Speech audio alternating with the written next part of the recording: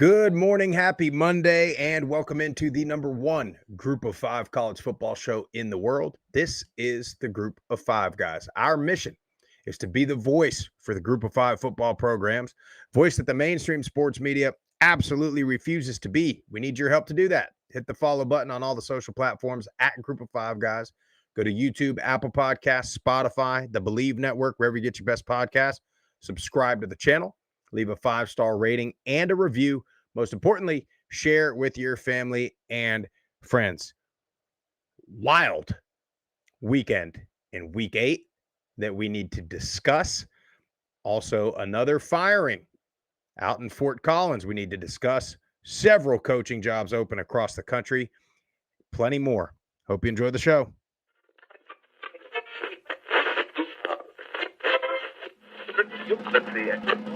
This is the Group of Five, guys, and we are coming to you live. They got Old Dominion week 3, and ODU is by no means a layup. Group of Five guys told me that, so that has to be true. We looked at each other, we was like, Mike, best place to be is a Group of Five. So I'm sitting here with the Group of Five guys, right? Troy has won, it's been a winner, and it's a special place, so it's why you want the job. But it's a ton of fun to watch a guy go to the NFL from a Nevada or a Colorado State or a Middle Tennessee or an App State, and fans follow that kid. Those across there, you want to have this thing packed out, have the student section packed out, giving those guys hell on the sideline. I mean, that's part of it. I mean, win or lose, like we're winning the tailgate.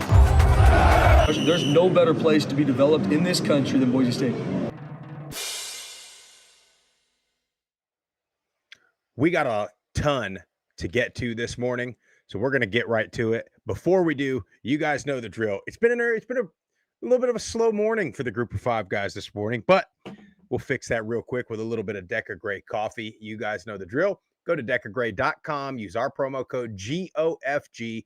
They'll roast the coffee, they'll bag it, they'll ship it directly to your doorstep. That code GOFG gets you 10% plus free shipping. Also, Levels Sports Picks. We've been talking about it all season now. You've seen it on the Twitter. You've seen it on Instagram. Make sure you check that out. Click the link in our bio. You're getting NFL, NBA starting, I think, tomorrow night. You got MLB playoffs. You got WNBA. You got soccer. You, of course, got college football. All the best picks. Check out us, Jay Vandy, Sean, Blake, and the whole Levels team. Click the link in all of our social media bios. Jeff, breaking news. Out of Colorado State, Fort Collins, Jay Norvell let go by the Rams. That's a good job, buddy. Yes, it is. We talked. I'd take that job. No, in case anybody's listening. Without question, I love Fort Collins. Got to go there a few years ago, and hate it for Norvell. Norvell and that staff obviously is still there for the time being. But we kind of talked about that a couple weeks ago, about if he doesn't win, it's year 4. They've invested a lot of money into that program, and you had to know that they were expecting a little bit more by this point. So you never, it always sucks when somebody gets canned. Interested to see what direction they go. Yeah, I think a lot of people are going to want that job. I mean, they've obviously invested. They got one of the better stadiums in college football, especially in the Group of Five. They've got great facilities, like you mentioned, great town, great city, beautiful place for a family. You got all kinds of stuff to do. And so, I think that's going to be a hot one to get, especially for any of these West Coast guys. It's funny how, most of the schools in the South, you probably want a Southern guy. You want people that are familiar with the culture, familiar with the high schools and all those things. So not sure who, I haven't seen any of the rumored candidates yet. But I imagine there's going to be a lot of them out there in Colorado State. It's interesting too. Jay Norvell left Nevada, left a conference championship Nevada team to stay in conference and go to Colorado State. And, I keep going back and forth. I've been thinking about it all weekend about coaches leaving for quote unquote better jobs or bigger paydays or, for him, like there's no telling where Nevada is right now if that staff stays together there. And it's a big risk to go somewhere that hasn't been winning. But then on the other hand, last week we talked about GJ Kinney and Jeff Traylor and Jamie Chadwell and some of these coaches that have been hot names to get one of these plethora of Power 4 jobs that are open now. And now they're losing where they're at. So they're probably not, they're more likely to get let go at their current school than to get hired on for a bigger payday. So over the weekend, I was kind of thinking, man, I mean, maybe take the payday, because I think Dion said it once. You either get fired or you get promoted. You know what I mean? Like, it's going to happen one way or another. Eventually the losing will start. So it just depends on what your administration, how much confidence you have in them being patient with a season or two that's bad. I mean, obviously Penn State is one of those where halfway through the season, it's not as good as you thought it was going to be. So they'll fire somebody, but then you got others that are patient. But it's such very interesting. Yeah, it's such a unique dynamic, and you don't know which one you're really going to get. Norvell and them left Nevada because I think they saw the writing on the wall, and the university and admin, number one, weren't super wealthy, didn't have a great donor base, and NIL was around the corner, so they went to a place that had all that. So I understand the reasons why they went, but you're so right. Like, you got to win, but nobody stays anywhere anymore. The days of Rick Stockstill 17 years at one place, unfortunately, I think are done and gone. So it's going to be interesting to see some of these coaches that have been hot names, like you mentioned, might not necessarily be winning, that are making jumps to different conferences. Mm-hmm. I don't know. It's going to be interesting. Yeah. Troy Calhoun, about the only one left at the Air Force Academy. It's also interesting too, is I think the days of, and this is going to be our next topic, but the days of 12-0, 11-1, 10-2, I mean, I don't know if it's the portal. I don't know if it's NIL. I don't know if it's just a generational thing, but the inconsistency across college football, and I'm not talking about just in the group of five. I mean, look, we're going to talk about Memphis here in a minute, but every team in the country, every team outside of Ohio State, maybe Georgia Tech, maybe, has had one or two games where you just watch and it's an obvious, glaring lack of effort, lack of engagement. I mean, I can't tell you how frustrating it is to watch a good team come out flat. And you could tell it's in the poor tackling. It's in, you see it with these guys. They run in there and they throw their whole body backwards and try to, I'm not even sure what they're trying to do. And you just see guys bouncing off of tackles because you see lack of situational awareness. You see guys not going out of bounds or going out of bounds when they shouldn't go out of bounds, or you see, a quarterback throwing an interception when they should have taken a sack or whatever. And then, to be quite honest with you, Jeff, the coaches too, they have these games where you're looking at clock management or just game management in general.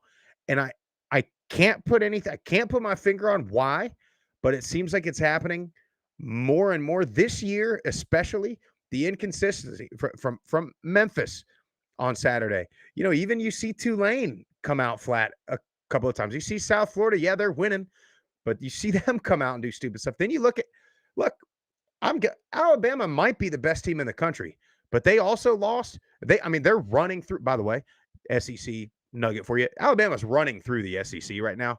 They lost to the worst team in the ACC that hasn't won an ACC game in 2 years, and they got smoked by that team. I think Alabama's very good, obviously. You look at Miami, Friday night, they're on. Lone game on TV. And you could just tell from the kickoff, they're not in it. I don't know why. They just seems like they don't care. And then you turn on Memphis at noon on a Saturday. What was that? I don't know what that was. Something on my computer. I tell you, man, it has become more frustrating. My wife's watching me watch Memphis, a team that I'm a Middle Tennessee alum, a team in Memphis that I don't particularly care for. And I'm getting more upset watching that game than I am about watching the damn Dolphins yesterday on Sunday. And that's a big problem, by the way. But I'm sitting there she's like, why do you, like, it was 2 weeks ago. She's like, why do you care so much about this team? I'm like, because for me, I want the best team in the group of 5 or the best 2 teams in the group of 5 to represent in the playoffs. And I thought Memphis was one of them. And I thought, but they, I don't know. You see it all over the place. Look, Notre Dame made the national championship last year. They lost to a not very good NIU team. So maybe everybody's having these games where you're not losing, this isn't Memphis looking like that against South Florida this week. This is UAB. Now, we'll get into it, but the interim head coach often tells a different story, Jeff. No, you're spot on. And it's always happened. We've always had upsets and crazy games in college because you're dealing with young adults, not fully grown, you know what I mean? And there's a lot of alternative factors outside of the field in the locker room that you have to think about, but I can't put my finger on it either. We saw Toledo a couple weeks ago where we're like top to bottom, just position group by position group, great team. And then they come out and lay an egg. You know what I mean? From a betting standpoint, it's absolutely infuriating because App State's up 2 scores, should finish off Coastal, and it's like, and the thing is, you can feel it and you can see it, and it's like, it's just feel it happening, and you're like, hold on to your seat because here it comes. And it's nuts. It's wild college football, man. Yeah, I do also think that there is more parity across the board. So nobody is that much better than anybody else. But at the same time, there's certain things, and we talk about it often. When you go down there on the field and you see Memphis in particular, against any team in the group of 5 outside of maybe South Florida, which we'll see this week, they look like those guys are better. They're bigger, they're stronger, they're faster than anybody that they're going to play on their schedule. And yet, you get this. Well, you know what's going to happen, right? They're going to go beat South Florida on Saturday. Yes. This is why I'm so frustrated and I was sitting there and I promise you, maybe I didn't say it on this show, but I feel like I told you after week 1, I said, who's going to still make the playoffs, don't you? Boise State. Yep. Because Mr. Consistency at Boise State is going to go win the Mountain West, and South Florida and Memphis and Tulane are all going to have their annual egg-laying games, and you're going to have 2 lost Boise with a couple score loss to Notre Dame and a loss to South Florida, and you're going to have a non-champion South Florida, or one of them is going to lay an egg and lose to somebody they shouldn't in the American Championship game. I'm telling you, it's happening so fast, in front of us, my friend. The Navy midshipmen are here to save the day. They still got it. They just got to win out. I'll tell you who else in my mind is ahead of Boise State, and that's James Madison, buddy. Especially the way Louisville looked on Friday night. Louisville gashed that vaunted Miami Hurricanes defensive front. They didn't do that to James Madison. And James Madison, I bet you if Chesney could go back, he's saying, why the hell did I go with 2 quarterbacks? Because I think maybe Barnett wasn't all the way right. He sure as hell looked right on Saturday. But them too, Sprouse. They lay an egg. Yeah, they'll beat Georgia State by 7. I know. Yeah. That's my point. I know, dude. Yeah. If we get James Madison from this past weekend, look out. Yeah. Well, before we get into this Memphis game, so we're going to start with games that had CFP implications, and we'll start right there, Memphis UAB. Before we dig into Memphis, let's give credit to UAB. And we have been talking about the interim head coach for years. It never fails. There's a spark. It's like bringing in the 6th man in basketball. It's like bringing in your backup freshman quarterback. The interim head coach gets everything out of everybody, and you get that 1-game bump. Now, UAB, I don't know who they play this week, but they're liable to get smacked around because that's how it goes. You get 1 game, you play your ass off, but you got to give credit. Iverson Hooks, man, the receiver. I mean, every 3rd down, every 4th down, every big time play, every big moment in that game when you thought, okay, here's Memphis. They're going to settle in now. They're going to get a stop. Iverson Hooks, 11 catches, 172 yards, and 3 touchdowns against Memphis, against, the team in the American that always has the guys, that always has the defense. You can't give enough credit to UAB for coming out the way they did.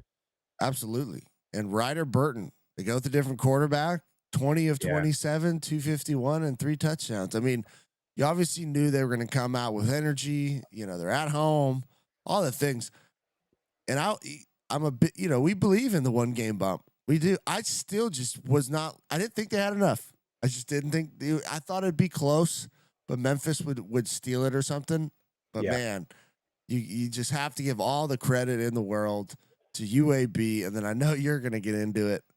Time management, my friend. Time management. Yeah. Well, and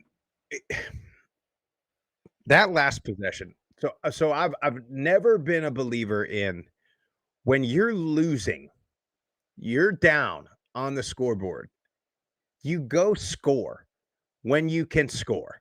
You don't try to manage the clock around. You don't try to, if we score with 10 seconds left, that's better than if we score with 30 seconds left. You go score and you take the lead and you put it back on your defense. That last possession from Memphis had to be one of the worst possessions I've ever seen in my lifetime. They get down to the 1 foot line, which, by the way, I thought he might have scored on that, but whatever.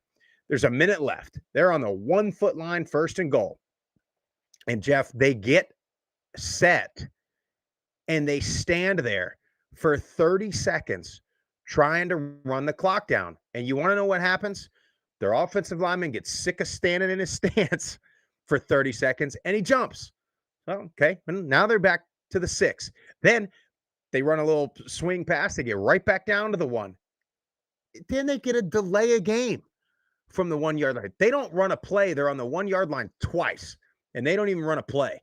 Then they get the delay a game. Then they jump again and get another false start. So, and now guess what? Now you're down to about 20 seconds.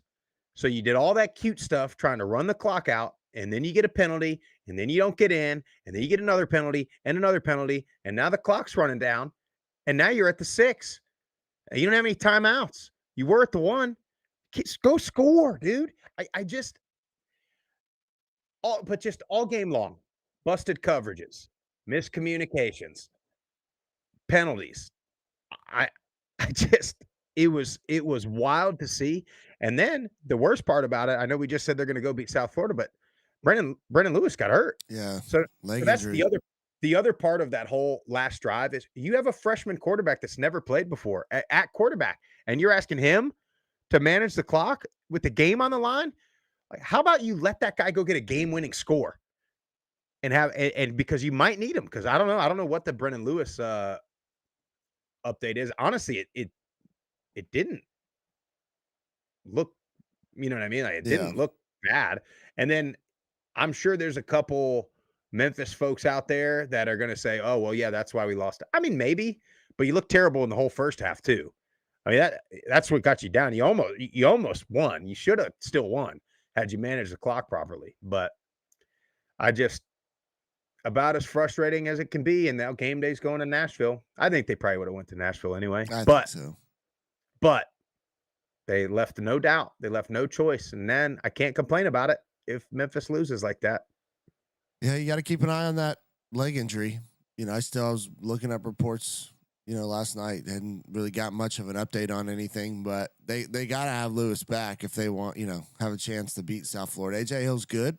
He's just young, inexperienced, Yeah. Well, and there was a drive, I think, early in the fourth quarter too, with Hill, and they're just throwing it every down. Yeah, you got Sutton Smith, you got DeRosier, yeah. I think that's how you say it, and they're just not running the ball. I mean, I think Sutton had 5 carries the whole game. I mean, between him, between Smith and DeRosier, 16 carries. Yeah, and you were down a touchdown, and then Hill went down and threw a pick on that drive. I'm sitting there wondering, I'm like, they gotta run the ball here. You're running it. You are doing it. So I don't know, dude. It's really, really frustrating. The other leg that we needed to happen was South Florida, and they took care of business. I mean, FAU, South Florida, kind of again though, Yep. kind of sloppy again. I don't know what we talk about on Friday. The lion just tossing the antelope in the air, playing around with it. FAU killed themselves. So 5 false start penalties in the first half, and they had a chance. And then there was a questionable. I think they called a blind side or block in the back or something on an FAU punt return for a touchdown. FAU played them tight in the first half, but look, when South Florida, when they turn it on, man, they are tough. But you worry that they've been sloppy, but they haven't had the egg, like just the complete come out flat game. So you never know. And then that's how good South Florida is from It's a so athletic like position group by position group standpoint, is that they can get away with that and they can do that, but you just get worried that it is going to bite them, you know. And Well, you don't you want do it them to against have that Miami. You do it against Miami and you lose by 4 touchdowns. You know what I mean? So anyway, sorry to interrupt you there. No, you're good. But Byron Brown, just a walking highlight reel, 4 total touchdowns, over 100 rushing, over 200 passing. He's just been the last couple of weeks dynamic. He's been as advertised. If he can just continue to do this, protect the ball, they're going to be in every game they play, even if they end up being the playoff rep. But they're gonna have to clean some of the stuff up, because, like you said, when you run into a very well coached team, a team that is as physical, if not more athletic, like it's going to be a problem. But they're playing loose. So maybe that's just kind of their motto. I'll tell you who's going to give them a big problem if they do stuff like that. Don't they play Navy late? Because Navy's got this relatively manageable schedule, but then I think Navy goes what, North Texas, Notre Dame, South Florida, Memphis. Isn't that their finish to the season? Something like that. Navy, UAB, Rice to finish. But yeah, well, they got Memphis. They got Memphis, UTSA, Navy, UAB, Rice. Yeah. So that Navy game, you like Navy will kill you. I mean, you look at Tulane, dude. They had 2 possessions in the whole first half yesterday or Saturday. That was Who does Navy finish with? It's about to start for Navy. I mean, they're undefeated right now, but they got a gauntlet coming up. I'm pretty sure it's North Texas, Notre Dame, South Florida, Memphis, I think. Dragon, come on. Anyway, try to get that pulled up, but I'm debating still going to Memphis. Let's see. They got FAU. Yeah. FAU. That's not right. Is it? I mean, my God, Jeff. Yeah, we'll do it live. They got FAU, North Texas, Notre Dame, South Florida, Memphis, Army. Yeah. I mean, Navy's undefeated. They'll beat FAU, but so that's where it's going to get real interesting. And now if you're Memphis, you can't lose again. Yeah, because you still control. You get South Florida after Notre Dame. Yeah. Yeah, but Navy. But it's just the physicality point. You get banged up. Yeah. Yeah, but at the same time, South Florida turns it over a couple times. Yeah. They're not going to be able to get in that rhythm. By the way, Byron Brown, how much do you think that chain he wears? You see that thing? He's been wearing it all year. I remember one time when I was in high school, I had a little, I wear these little Jackson chain. It's like, I don't know what they are, $75 probably. But I remember in high school, I tried to wear one time and it broke. I'll never wear jewelry during anything athletic ever again, dude. Anyway, I'm still debating going to Memphis. Definitely lost my excitement about it, but I still want to see both. I still want to see South Florida in person. Yeah, I don't know. We'll see. My wife sort of was cheering for UAB because she thought if Memphis lost, that meant I wasn't going, which is probably borderline true. But then I was like, man, I still want to go. You know what I mean? Anyway, mentioned Boise State earlier. I'm telling you, dude, this is what they do. You see them in the first couple weeks of the season, you're like, they're not very good. But then they get into conference play, and even though you're watching them thinking, I don't know, they're not very good, they just win. And what do you know? Won't you know it, Jeff? They ran it 33 times for 294 yards. They got Sire Gaines going in the pass game. They got Dylan Riley going, running the ball. We knew both teams could score. It was on full display here. Boise was the only one that had any type of defense. And that's what did UNLV in. They kept fighting. They kept punching back. Boise would get up a couple scores. UNLV would come score, cut it to one score. And Boise pulled away. I'll be honest though, Jeff. If they do happen to make the playoff, they still got to get more from Madsen. I mean, I think he started the game 4 of 10, something like that. It ain't going to cut it when you get a Notre Dame if Boise's in, they're going to be the 12. The only team I think that has a chance to not be the 12 seed is South Florida. And so that means you're going to go to the 5. So you're probably going to go to SEC runner up. So you're probably going to Georgia or Bama or Texas A&M. You ain't going to cut it if you can't throw it. It's just not going to get it done. Yeah, but I mean, welcome sight to pound the rock, really get back into the run game, because that's what this is, man. Boise is great defense. Shout out our boy Marion McCoy with the pick 6. That is Boise State football. Pound the rock, play stingy, stifling defense, and then take your shots over the top. So putting up 56 points. I mean, their offense is humming. Yeah. Well, most weeks, week in and week out, they're putting up a ton of points, and that's what we wanted to see after the slow kind of start to the year. So maybe they're figuring out. Maybe they're listening to the show. They're like, we got to limit Madsen. 23 attempts. That's about where he needs to be. Yeah. Well, and we saw them at the Fiesta Bowl, and he played okay. Like, he was not the reason they didn't win that game. No, by any means. Now, Ashton Genty's not on the roster, but you do have backs, and if you pound the rock like you did in this game, you're gonna start seeing teams creep up in the box a little bit, and that's gonna open it up for Madsen and Louder, the tight end, to get that stuff going, because he had against Penn State. Them throws he made, them guys were wide open. And so any passing offense has to start with at least the threat of the run. So, but I mean, I'm telling you, dude, don't be shocked, bro. Don't be shocked. They're gonna be right there. They're gonna be right there in the mix again. Army and Tulane. Tulane's got to figure out this red zone thing.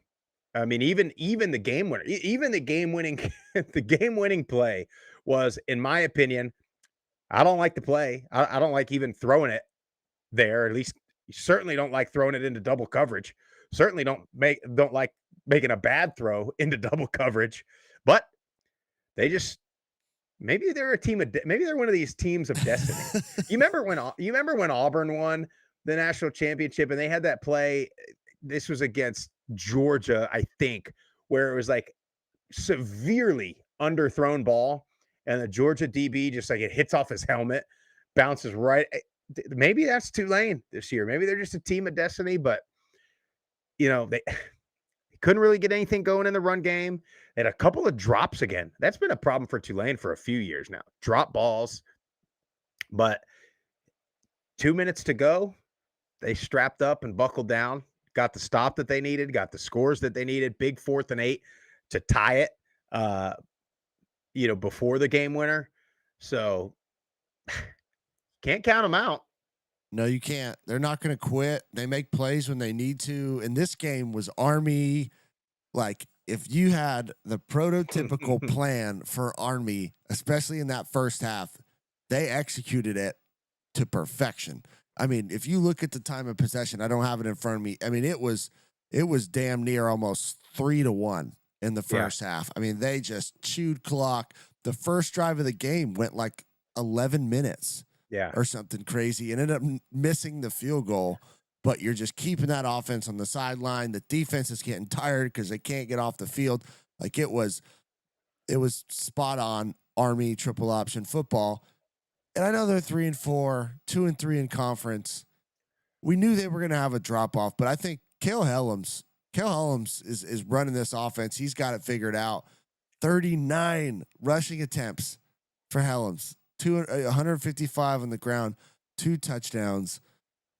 They got a guy that they can build around and build off of with Army, because I think he gives them a better chance to win football games. Then you talked about Tulane not finishing.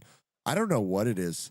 They just get down there and kind of freak out, Yeah. Or they'll have a penalty that'll put him back to 1st and 20. That kind of killed him. But shout out to Retzlaff, man. He's making plays. He had the bad pick, which took away points towards the end of the game. You can't do that. I mean, I know you were getting pressure, force it, over a linebacker, underneath a safety, and it's just a little high and it gets picked off. But they're winning 6-1, 3-0 in conference. Memphis drops to UAB. They're at the top. Yeah, well, and you mentioned Army that first half executing to perfection, except getting the points. That was it. I mean, that's it. But you also look how close that got for Tulane. So if you're South Florida, who's been having these sloppy starts and things like that, and you get Army or Navy, and they go keep the ball for 11 or 12 minutes on a drive, and you get a possession or 2 in an entire half, you got to be careful. You got to be now. South Florida's defense flies around. They got a little more speed, I think, than Tulane's got. So, but the discipline is what beats that option offense. Well, and again, Tulane does not play South Florida. No, they don't. So as long as Tulane takes care of business, which they got a tough road ahead to. Yeah. They got UTSA up next on the road, which is always a tough place to play. On the road at Memphis. We don't know about Lewis, if he's going to be back, what the deal is. That's 2 weeks away. Or 3 weeks away, because I'll have a bye. FAU at Temple, and then Charlotte to finish the year for Tulane. I tell you, I think that's what's been the big problem. These teams coming off a bye. I think coaches are giving them too much free time on the bye weeks. Let's go full pads. Yeah. It was camp. The bye week sucked, especially if you were a 2 or 3 on the or a freshman or a walk-on or whatever. You were in camp during bye week. And I think they gotta maybe get back to a little bit of that, even for the ones. Just do the same routine. You got to keep guys in a routine. Anyway, North Texas with a monster bounce back win over UTSA. And by the way, UTSA, I don't know what's going on there. But North Texas, you look at their upcoming schedule. They have the loss to South Florida. They're upcoming, though, Charlotte, Navy will be tough, UAB, Rice, Temple. North Texas could very much find themselves in a rematch with South Florida or a game against Memphis or Tulane or Navy for the American Championship. They are very much in the mix. Very much in the mix. Now, they don't totally control their own destiny at this point, but I think when you look at who Tulane's got left, who Memphis got left, who South Florida's got left, there's a strong chance those guys lose a game, drop a game or two, and North Texas could find their way in it. And for Mestamaker to bounce back the way he did, and for that defense to bounce back, you held UTSA to 115 yards of passing in that game. North Texas is damn good. They are damn good. And we talked about it all week last week. They didn't get blown out the way that it looks by South Florida. They had a 3-minute lull where they made a couple mistakes and South Florida put their foot on the pedal a little bit, and that's what pulled that game away. But that's a good ball club right there. No, they're outstanding. 4 sacks by that defense. Wyatt Young, 6 catches, 102 yards, and 3 touchdowns. And like you stated, that bounce back performance by Mestamaker is a welcome sight, because sometimes with a young quarterback and you have a bad game on a nationally televised stage, that can spiral out of control. And it didn't. Shout out to him for showing up and playing a great game. And 55-17. I thought this game was going to be a lot closer just because UTSA's got great athletes. They're well coached, but man, shout out Eric Morris. He's just done a top tier job year in and year out with this program that's got poached in the portal every single year. I shouldn't even say it. I'm not going to say it. I know what you're going to say, and I was going to say it too. Everybody's talking about GJ Kinney and Jeff Traylor out there in Texas, but Eric Morris and his young quarterback are going to be coveted in the offseason. Other game that had playoff implications, Old Dominion going up to Harrisonburg to James Madison, and James Madison flexed their muscle, and I mean, just absolute domination. A little back and forth at first. The first quarter was back and forth. Welcome back, Alonzo Barnett. This is your conference player of the year caliber quarterback that we've sort of been waiting on. 6 total touchdowns. He was running the ball. He looked better running than Colton Joseph did. And I mean, that's a scary damn sight if you are in the Sun Belt, because there ain't nobody stopping that team with that defense. When that offense is humming like that, they are a tough out. 2 interceptions by Joseph. Yeah, you're putting up 63 points. That's a damn basketball score, college basketball score. The fact that if they can get anywhere remotely above 30 points a game, 40 points, they're going to win every game. That defense is too good. It's, that Bush in the middle of that defense is just stout.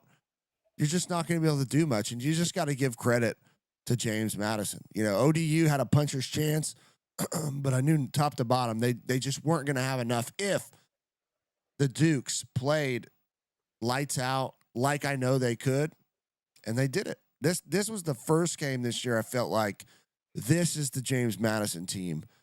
When we did our preseason show, top to bottom, roster, position group by position group, they're better. They're well coached. They got athletes. They got size. They got everything you want.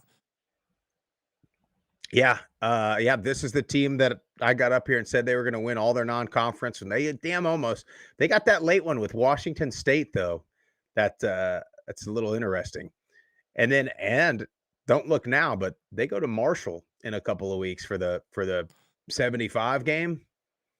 By the way, Jeff. I know. Marshall's playing a lot better.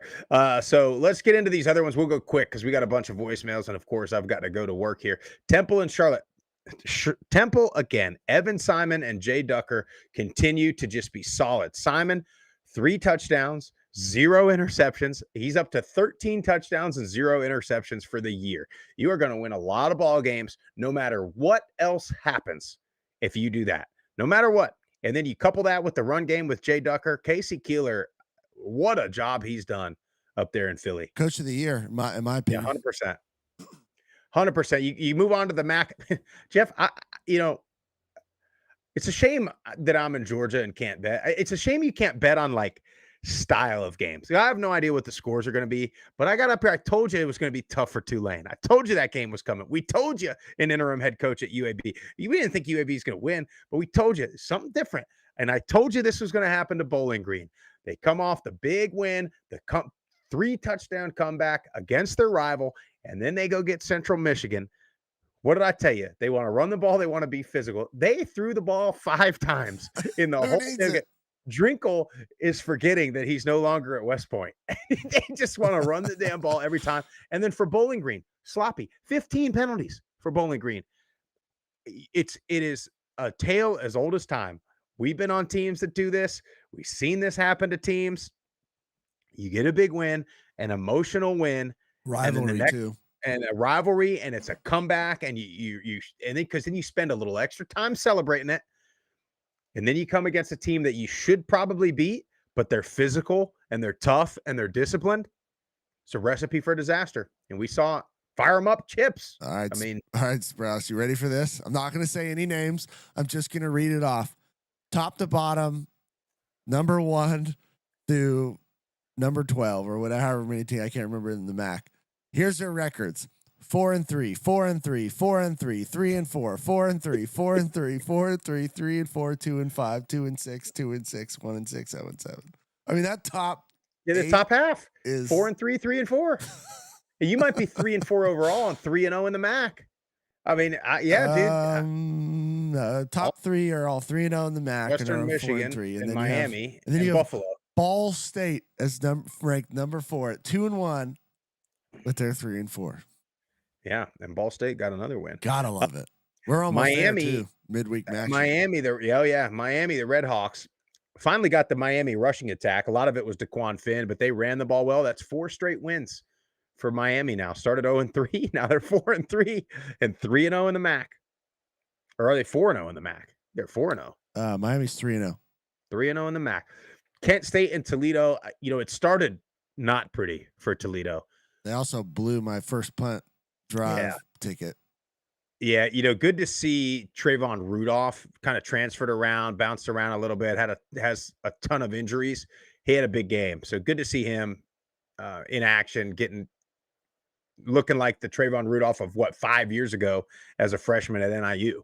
So in Toledo, that's a big win. I mean, yeah, it's Kent State, but 45-10, a dominant win. The Buffalo Bulls, I got to tell you, they, I attach my emotions to a team that I predict to be good. Did you see any of this game, by the way? I saw Did you see how they won this game? The highlights, yeah. First, let me say Buffalo's 4-3, 3-0 in the MAC, and somehow I have no idea what they are. Not a clue. They get down 14-3, and then they come back. Taquan Roberson threw for 403 yards. We didn't think he could throw it all, and they barely ran the ball. He throws a pick, Jeff. Did you see this part? Roberson throws a pick with 59 seconds left, down a score. UMass players are waving at the Buffalo section saying bye-bye. Thanks for coming. That's brutal. But then UMass, Jeff, there's less than a minute left. Run the ball -4. Run the ball -1. Penalty. Then they throw a pass. I mean, I get it. You're trying to get a first down, but you got to use whatever clock is left or make Buffalo burn all their timeouts right there. So then they throw an incomplete pass. They're on their own 5-yard line. So then they punt it with 39 seconds left. And then Roberson goes down there and he looks like freaking Tom Brady and throws a game winner to Victor Snow. Of course, Victor Snow, once again, playmaker. And Buffalo pulls it out. That's brutal because UMass was about to get their first win of the year. I know. And they don't. They're winless. Victor Snow, 8 catches, 112, 2 touchdowns. He's been outstanding all year. He's been kind of the consistent guy, playmaker on this offense. And Buffalo stays undefeated in the MAC. Ball State, you mentioned a little bit sloppy game. 3 interceptions, a fumble, a missed field goal, a lot of punts. Somehow Ball State scores 42 points. And gets a big win. And what'd you say? 2-1 in the MAC. Yep, 2-1, ranked number 4. 2-1, and by the way, a win over Ohio head-to-head. So just keep that in mind. Keep that in mind. NIU and Ohio, speaking of, NIU actually had some offensive success. They actually were able to throw it just a little bit, but Ohio ran all over them. Bangura had 147 yards, 3 touchdowns, and then Duncan Brune, 126 yards and 2 touchdowns rushing. I mean, they just NIU couldn't stop the run. Over 300 yards on the ground. That's what this game was. Parker Navarro had a very mid-tier type performance, but they didn't need him. They could just do whatever they wanted. Yep. Moving out west, Hawaii at Colorado State. Obviously, the game that got Jay Norvell fired. But this has been the Hawaii team the last couple of weeks that we were expecting. That you, in particular, were expecting, Jeff, with Alejado and Ashlock and all these guys, and they're rolling. They're rolling. Yeah. Nick Seneca had a touchdown. Jackson Harris, who talked about preseason, I mean, he's just been dominate. 5 catches, 109 yards, 2 touchdowns. You can't guard them all. You don't have enough. Most defensive secondaries aren't deep enough to go man, so they go zone. But even still, you got 3 to 4 big time targets. You don't know who's going to have the big game. And then all Hato has to do is just play point guard. Yeah. That's it. Another big one for Hawaii. Their upcoming schedule gets a little hairy, though, for them, doesn't it? They start playing the top teams in the Mountain West. Nevada at New Mexico. Honestly, this game was closer than I thought, but New Mexico pulls that one out, back in the win column for the Lobos. And then you had Wyoming and Air Force. I tell you what, finally, they deserve it. The DBs at Air Force, timely turnovers they got. And in order to win that game against Wyoming, their offense wasn't as good as they've been, but the defense made some plays. Friday night, you had Utah State 30, San Jose State 25. Utah State, are they one you think that we need to start paying attention to in the Mountain West? Yeah, I mean, I said that a couple weeks ago when we had that segment. And Bryson Barnes and this backfield, I mean, he is so crafty with his legs, and he's like he's fast. He's not like a burner or anything, but he's just so elusive, and he does it within the pocket, which I love. Like he'll step up and he'll sidestep, and the rusher will go right by him, and then he takes off. He's a lot of fun to watch. Yeah, 30-25, big win against San Jose State, who's starting to look like the team we predicted preseason. And let me say this: Walker Egan has a freaking rifle for an arm. I mean, he is throwing some big-time throws, 18-yard comebacks to the field, on a rope, on a dime. Danny Scudero got banged up again in this game, took brutal shots at the beginning of the game. But, yeah, you got to give credit to Utah State. They're playing at home. They're tough to beat. Yep. Moving on to the Sun Belt, Georgia State at Georgia Southern. It was homecoming in Statesboro. I didn't go, believe it or not. I did not go. Should have went, though. Big fourth quarter for the Eagles, and they pull out the win to tie that series up now. I think 6-6. Georgia Southern and Georgia State rivalry knotted up. Problem is for Georgia Southern and everybody else in the East is James Madison is, head and shoulders, I think, better than everybody in the Sun Belt, which, by the way, we said that in the preview show. We said, now I thought Georgia Southern was going to be in the mix of one of these teams that was a little bit better than everybody else in the Sun Belt. They haven't been, but James Madison certainly has. Southern Miss, they're starting to roll too. 22-10 over Louisiana. Southern Miss and Troy are on a collision course where that game is going to mean everything out west. I mean, they're about the only two that are winning at any type of consistent clip right now. And we've been talking about it after I got a chance to see them. They got athletes all over the place. They got the pedigree. Say what you want about Charles Huff. The guy wins. Google him, Troy, too. Troy is rolling, too, man. And it's funny. We talked about it at the end of last year. Even though they were losing, you could tell every week they were getting closer and closer and closer. They were starting to hit a stride. But I'll tell you, man, their defense did it again. 4 turnovers, 2 interceptions. Joe Lott, no relation to Ronnie Lott. One was a pick 6. You'll take a 37-14 win all day long. Oh, absolutely. If I think the Trojan faithful, if you would have said at this point of the year they were going to be 5-2, 3-0 in conference, I mean, you'd be absolutely over the moon with that performance. And you got to give credit to Tucker Kilcrease coming in for an injured Goose Crowder. He has played lights out, and he's been a big reason to why they're at this point. Yeah. What a game in Boone. Coastal and App State. You mentioned it earlier. App State gets up kind of big. Coastal kept fighting. Samari Collier, he adds a dynamic with his feet that's look, Coastal, say what you want. Yeah, they're inconsistent, but what are they right now? 4-3? 4-3, 3-1 2 in the belt. 3-1 in the belt. I mean, Steeple, where you at? Right there and he's in the chat over there. I know. He called it. Yeah. So Coastal, once again, every year you say this about Coastal. You think they're bad, and then at the end they're in it. And then I mentioned Marshall, 3rd straight 1-score loss for Texas State, by the way. I think they're getting everybody's best shot a little bit, and so they're on their way out. But Marshall also starting to play well. When you get a new coach, you see this. You see the growing pains at first. But when you have a guy, and we talked to Coach Gibson, you could tell he was an intense guy, going to take a minute to build that culture. And it seems like he's built it. And now all of a sudden, they're rattling off some wins up there in Huntington. They are. And that Texas State defense, here you go.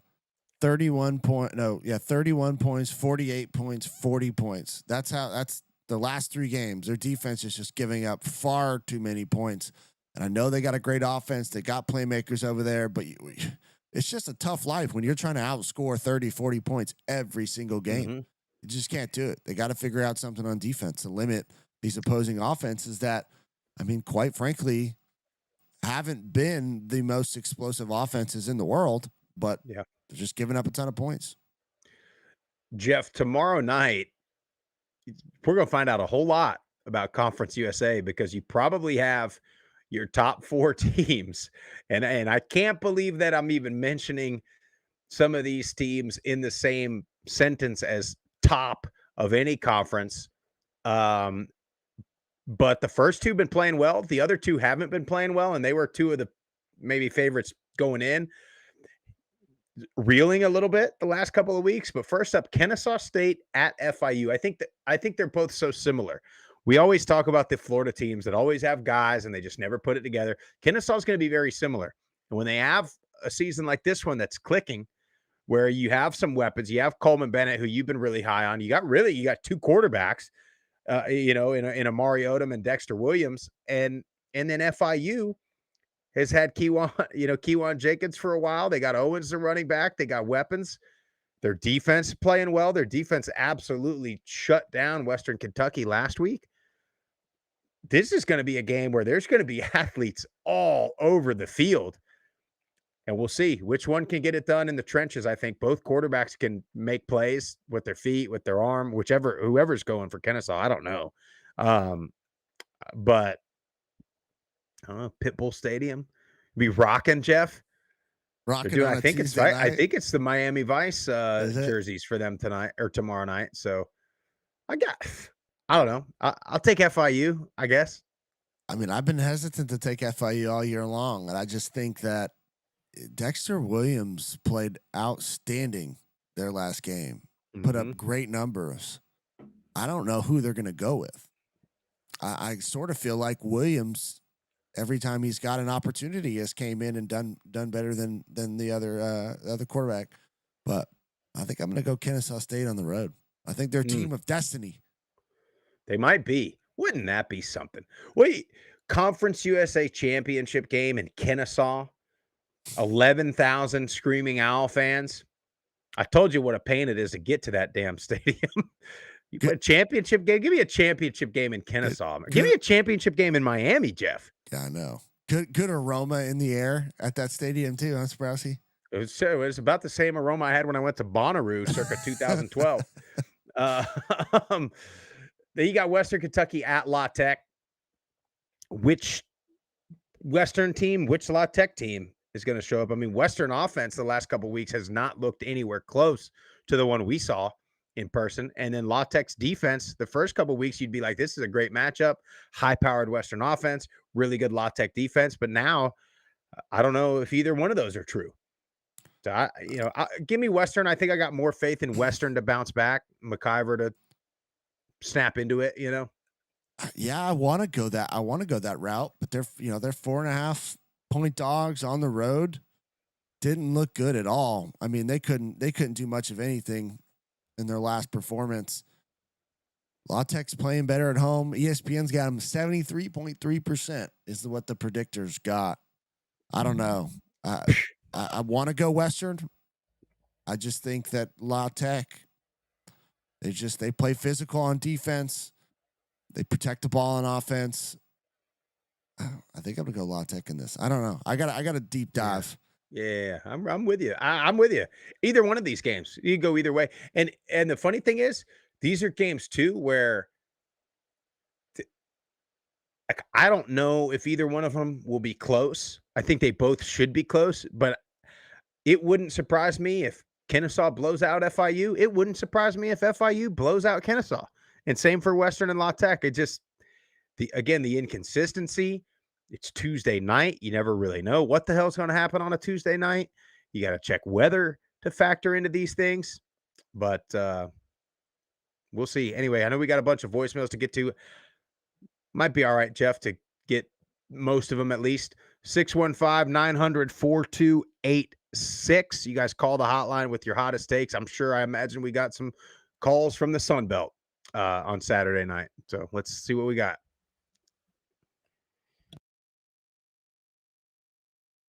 Hey, Group of Five guys. It's Andrew, and I'm just calling in after the App game.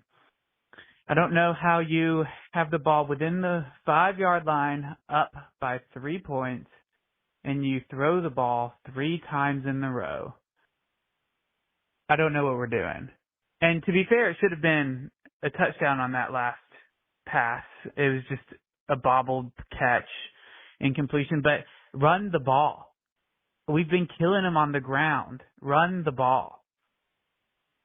I don't know how hard it is to understand to run the ball. So that's a little disappointing. Coastal has our number. Congratulations to Coastal. They have our number. They've won 4 out of the last 5. And I still like our coach. I think he's a good coach. When he gets within the 5-yard line, he becomes Billy Napier on offensive play calling, I think. After Southern Miss, you'd think to run the ball when we get in the red zone. But what do I know? Anyways, you guys seem to be right about this Memphis game, and you had a caller that seemed to be right about this Memphis game. It's pretty funny, you know. Memphis is going to go down after UAB fires their head coach, and it's a little disappointing to see the top 25 team come to their stadium and it be as empty as it is, but congrats to UAB. And lastly, I just want to say that I'm at Duke Divinity School, and I have a friend who was an undergrad. He graduated from MTSU, and I was telling him about the new sub shop opening, and he was really hyped about it. This dude is a diehard MTSU fan. We went to a Duke football game, and he wore an MTSU women's soccer shirt. And so he's definitely with you guys on the showing up to games and everything. I've never met a more diehard MTSU fan than him. He's really excited. So just congratulations on his behalf. Maybe one day I can get to Murfreesboro and try out that sub shop that's the second one that's opening and whatnot. I've heard good things. But disappointing week for my Mountaineers. I think it's Stu's Right who calls in and says some stuff, so I'm sure he'll have some more to say. I always love hearing him. He didn't call. Oh no, we better voice check on his opinion, because I think we're pretty much on par with our thoughts and opinions. So it's fun hearing him. Thank y'all for all you do. Go Group of 5, guys. Appreciate you, Andrew. Anytime you come to Murfreesboro, man, just let me know. We'll take care of you on the sandwich side of things. Well, Jeff, that's the other one. We knew there was 3 of us, the diehard Middle fans. There's the other guy. Well, how about that? Us, that guy, Zeke. That's it, man. Ollie. Yeah. That's all that's left. Yeah, I don't get it either, though, Andrew. And it's across the board. It's part of what I was talking about at the beginning of the show. It's everybody. It's. I think the offensive coaches, we've been talking about this for a little bit now. Analysis by paralysis, Rouse. Is that what you say all the time? They get paralysis by analysis. That's a Jimmy Ray-ism, is what that is. God. It'd be when you're playing tackle. You'd be playing tackle and 2 guys come and you don't block either one of them. My God. You're like, I didn't know who to block. I got confused. But they try to outsmart. It's like they think, okay, well, yeah, we should run the ball, but defense is thinking we're going to run the ball. So I'm going to trick them and throw the ball. It's like, yeah, but you can't. You don't do that well. Yeah. You run. Low percentage. The good teams, this is what we've been saying about Boise. This is what we've been saying about the good teams. Say, yeah, we run the ball, and we're going to run it. Matter of fact, we're going to run it to our left side where our best 2 linemen are. And we're going to do it over and over and over again. And your defensive line can't handle our 2 guys on the offensive line. So stop it. And then now you can do the play action. Now the pop pass. Now the tight end leaks out and is wide open on a little out. But I just don't get it. Yeah. I don't either. Anyway, appreciate you, Andrew. Let's a couple more. Hey guys, this is Sidelines Army. Oh, it's been a while since I called, but I just wanted to check in. Tough game today with the loss to Tulane. They are a good team. I'm very proud of the way we played. There's quite a bit of chatter in some of the Army circles of people being frustrated, but I think we executed really well with the exception of 2 plays. We left 10 points on the board, but I couldn't be prouder of Cale Helms, who came out as a quarterback. Unbelievable what he was able to do. I thought we had a good game plan. Obviously it didn't pan out in that last drive, and we gave it back to Tulane, and they scored and ended up winning. But, tip of the cap to them. They're a very good team, and I thought by and large we played well most of the game. And, it's rough. It's rough being 3-4, but you know what? It's just college football. Life goes on. And honestly, I look at our team, and right now I think a lot of our key players are pretty young. I think that bodes well for the future. And things are pretty topsy-turvy at the moment here in the American, as UAB just knocked off Memphis. I think you might have called that, Mr. Sprouse. I think you may have said that interim coaches are at least 500 in their first game. So let me tell you what, I certainly didn't see that one coming. But I think it speaks to Army, the fact that they're 3-4 is obviously very disappointing. But we took North Texas to overtime. We were effectively, one drive away from beating Tulane. If ifs and buts were candy and nuts, but look, it is what it is. All things big picture. I'm proud of the Black Knights. Obviously disappointed we didn't get the W. Now we're going to head into the bye and hopefully take care of Air Force in 2 weeks and get that CIC, get back on track and get to the bowl game. But either way, I just wanted to call, and y'all keep up the good work. Keep doing what you're doing. Go Army. Appreciate that. They're right there. I mean, he mentioned how close they've been. Yeah, they are. And, you had to expect a little bit of a drop off with last year. You're losing an all-time great, really, at Army in Bryson Daly. So you had to expect a little bit of a drop off. But yeah, you've been close. You really outplayed Tulane other than the last 2 minutes of the game. So tough break. And yeah, by the way, the interim head coach, I don't even see who Colorado State went with. If they've already, I think they went with the D coordinator. Well, they play Wyoming on Saturday, so sorry, Wyoming, Ben and Calvi. They're playing better, man. Wyoming's been playing a lot better. It don't matter how you're playing when an interim head coach comes into town. Yeah. And I think Andrew said it on his call. I thought UAB. I thought they would have had a big showing, because they fired Dilfer, and that's a rivalry game, Battle of the Bones. And it was interesting too about that game, Jeff, and I'm sorry, I can't help myself. They all gave a lot of credit to Dilfer after the win. Do you notice that? Mortensen did in his first interview on the field after that. So that was interesting. I just thought that was, I guess Dilfer hired him. He hired all those guys, brought all those guys in. So, and I'm sure he was happy. I'm sure he was happy for his guys too, Dilfer. Anyway, what else we got? All right, let's get to one more. We'll save. We got Grant, Chuck T, Iverson Reed, Josh Bevel. We'll get to those Wednesday. We'll get to our last good one lineup right there.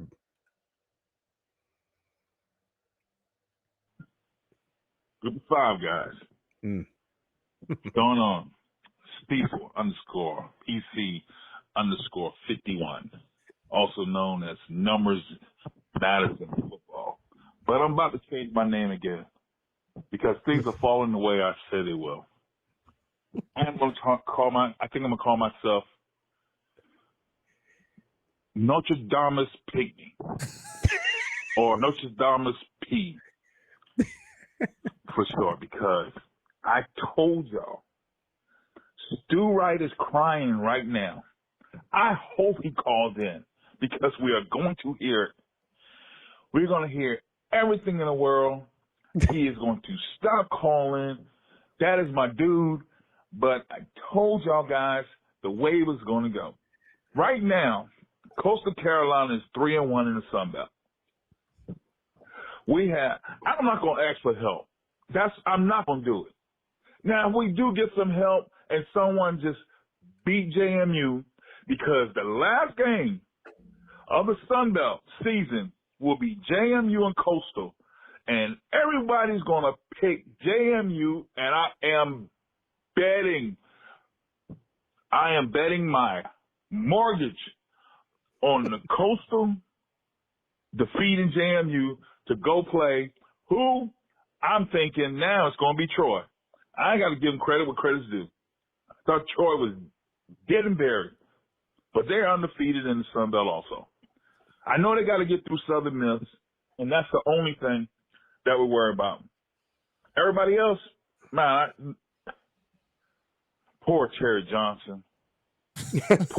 Poor Terry Johnson. Man, I love the dude, but oh my God, man. Do you want? Hey, I got some dudes. Man, they look 18 and 19. I could send them down to Louisiana to help y'all guys out, man. I'm telling you, Terry, I feel for you, brother. I'll do it for you. I'll hook you up.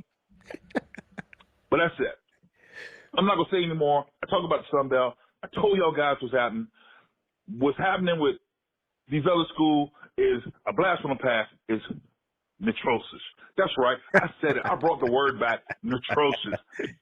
Horrible. Cue it up, Jeff. It's but beating App State. It's atrocious. Hey, Brian Quigley. Hey, my dude. Coastal Carolina. Check him out. Die hard. Anyway, Presbyterian College. Blue Hose still undefeated. Put me out. Appreciate you, Steeple. Always great to hear from you, pal.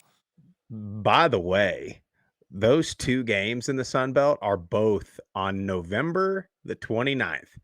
Final weekend of the season. James Madison at Coastal, Troy at Southern Miss.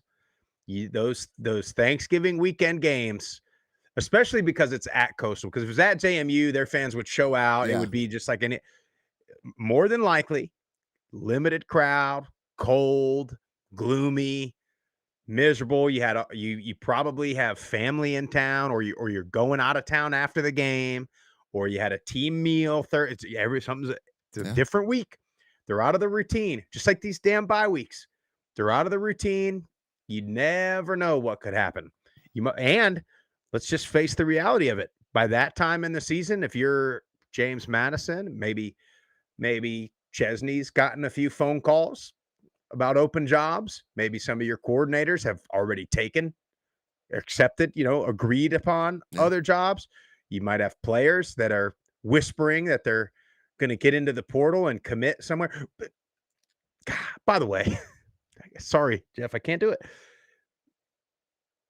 I got a big bone to pick with some of these social accounts that are just tweeting. It's like a random, they'll tweet out. We've been talking about the agents having the conversation behind the scenes with the player, like, yeah, you could get 1.2 from XYZ school, but you don't ever hear anything from the schools. Now you're seeing the major recruiting and NIL accounts, the on-threes, just tweeting that. I saw one about Alahado at Hawaii. That was just like, and it was just a random tweet. Sources say Micah Alahado could earn this amount in NIL if he gets in the portal. That's all it said. It's like, what's that mean? Yeah. But again, these agents are in their freaking back pocket. That's why they all, every time they tweet that a player's committed somewhere, they tag the agent. These guys, man. Snakes, dude. Slimy as it gets. Anyway, Jeff, that's all we're going to get to today. I got to get to work. I'm going to be running late. No problem. If you like the show, follow us on all the socials at Group of Five Guys. Go to YouTube, Apple Podcasts, Spotify, the Believe Network, wherever you get your best podcasts. Subscribe to the channel, leave a 5-star rating and a review. Most importantly, tell your family and friends all about us. We'll catch you Wednesday morning after a phenomenal weekday Conference USA slate on Tuesday night. We're out of here.